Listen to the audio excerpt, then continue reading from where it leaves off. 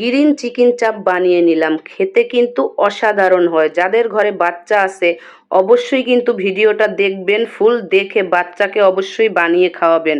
এত মজা বিশ্বাস করবেন না। সেই জন্য এখানে একটা মুরগি নিয়ে নিলাম আমি আজকে, ভালোভাবে ধুয়ে 4 পিস করে নিয়ে নিয়েছি। আর শিলপাটা নিয়ে নিয়েছি আর কিছু মশলা। এক এক করে আমি মুরগিগুলোকে আস্তে আস্তে থেতলে নিয়েছি। জোরে থেতলালে কি হবে, আপনার এটা ভাজতে গিয়ে ভেঙে যাবে। সেই জন্য আস্তে আস্তে থেতলে নেবেন। আমার মুরগিগুলো থেতলানো হয়ে গিয়েছে, এখন উঠিয়ে নেব। এরপরে আমি এখানে বেটে নেব পুদিনা পাতা। পুদিনা পাতা বাটার পরে এখানে আমি বেটে নেব হলো গিয়ে, এটা হলো ধনিয়া পাতা। ধনিয়া পাতাটাও বাটা হয়ে গিয়েছে। এখন কিছু কাঁচামরিচ বেটে নেব, পেঁয়াজ বেটে নেব। বেটে নেওয়ার পরে আদাটা আমি আগে থেকেই বেটে রেখেছিলাম। এক এক করে ধনিয়া পাতা, পুদিনা পাতা, কাঁচামরিচ, পেঁয়াজ বাটা সব কিছু আমি দিয়ে দিলাম।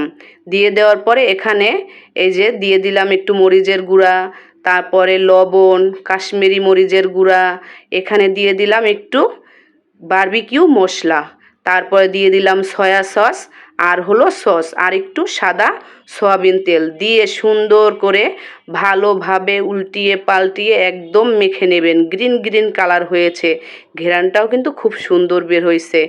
আর এরকম ভালোভাবে মেখে নিলে আপনারা দেখবেন অনেক সুন্দর লাগতেছে, গ্রিন গ্রিন কালার। আমি ঢেকে রাখবো 3-4 ঘন্টা। তারপরে এই যে দেখেন কালারটা কিন্তু খুবই সুন্দর হয়েছে। এখানে কিন্তু আমি লেবুটা আগে দেই নাই, ভাজার জাস্ট আধা ঘন্টা আগে দিয়ে একটু মাখিয়ে নেবেন। আর আগে দিলে কি হয় যে মাংসটা কীরকম যেন ছেড়ে ছেড়ে যায়, এই জন্য আমি লেবুটা আগে দেই নাই, এখন দিয়ে দিলাম আধা ঘন্টা পরে। এখন আমি আবার ঢেকে রেখে তারপরে ভাজতে যাব। আমার দেখেন সুন্দর করে উল্টিয়ে পাল্টিয়ে একটু মাখিয়ে নেবেন, তারপর ঢেকে রেখে দিবেন।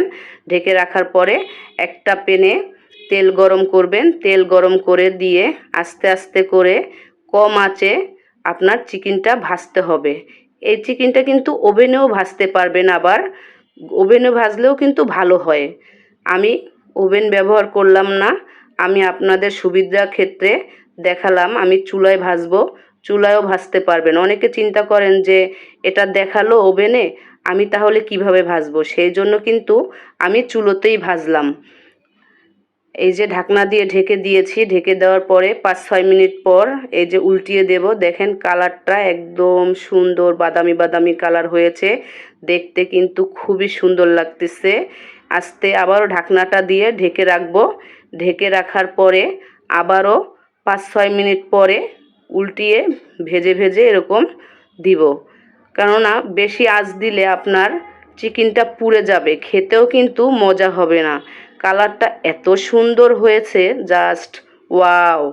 এরকম যদি আপনারা বাচ্চাদের বানিয়ে খাওয়ান, বাচ্চারা তো প্রতি সপ্তাহে আপনার কাছে খেতে চাইবে।